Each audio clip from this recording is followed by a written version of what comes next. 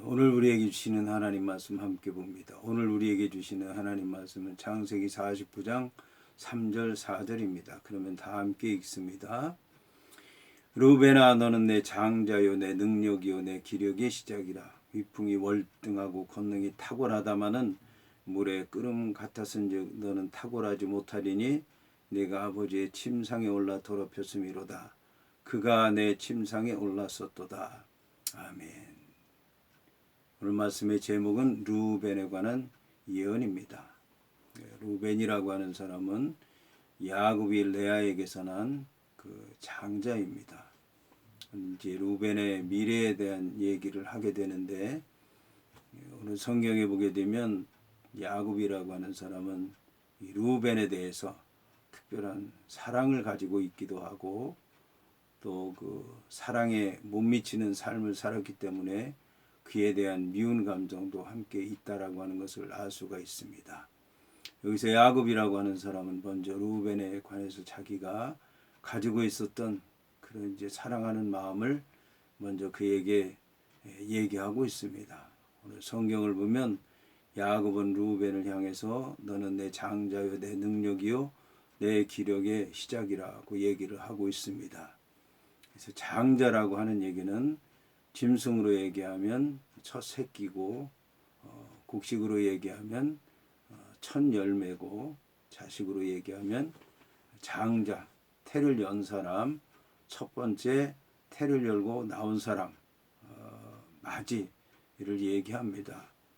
르우벤이라고 하는 사람은 그 장자라고 하는 겁니다.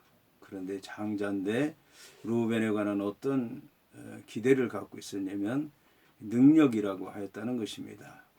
이제 능력이라고 하는 것은 장자가 가지는 권한, 또 거기에 따르는 책임, 그 모든 것, 장자가 누릴 수 있는 것과 또 장자가 감당해야 될 권리와 책임을 얘기하는데, 이 모든 능력이 르우벤에게 주어졌다는 그런 얘기입니다.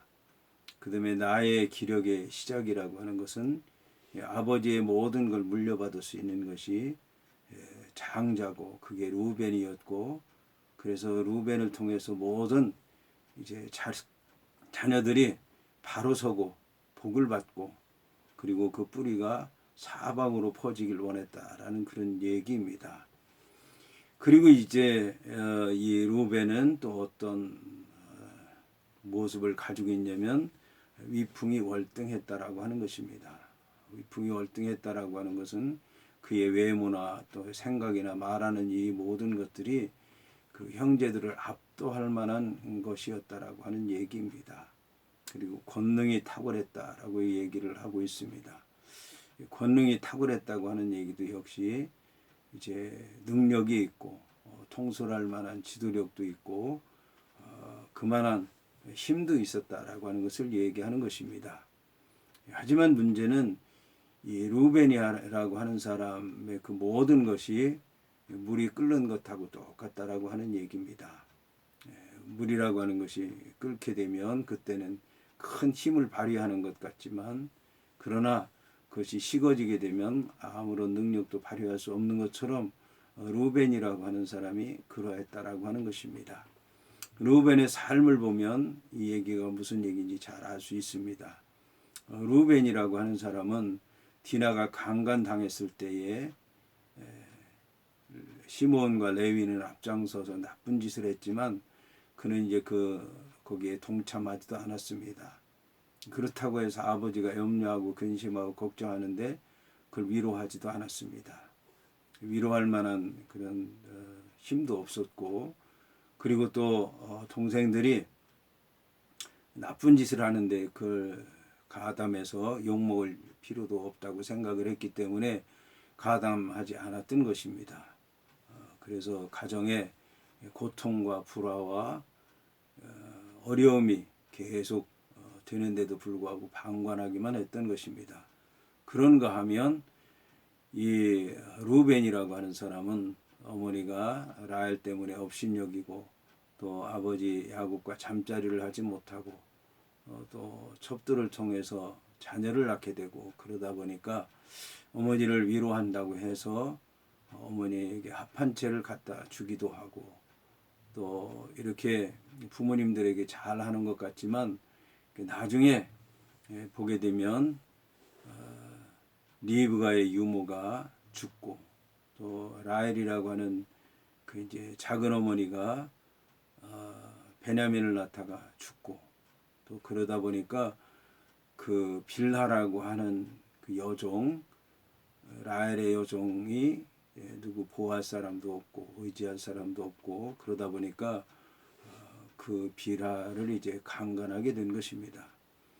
밤에 일어나는 일들인데 이런 것들이 디나의 강간 사건이라든지 아니면 빌하의 강간 사건이라든지 이런 게 되게 보이지 않는 가운데서 은밀하게 일어나는 일들인데 이런 것에 대해서 은밀히 개입하고 잘못된 일을 행하게 되고 안 한 것처럼 그렇게 얘기를 하고 그러다 보니까 결국 이제는 그런 거 모든 지혜라고 하는 것이나 능력이라고 하는 것이나 아버지가 준 모든 것들이 다 이제 헛된 것이 될 수밖에 없었던 것입니다.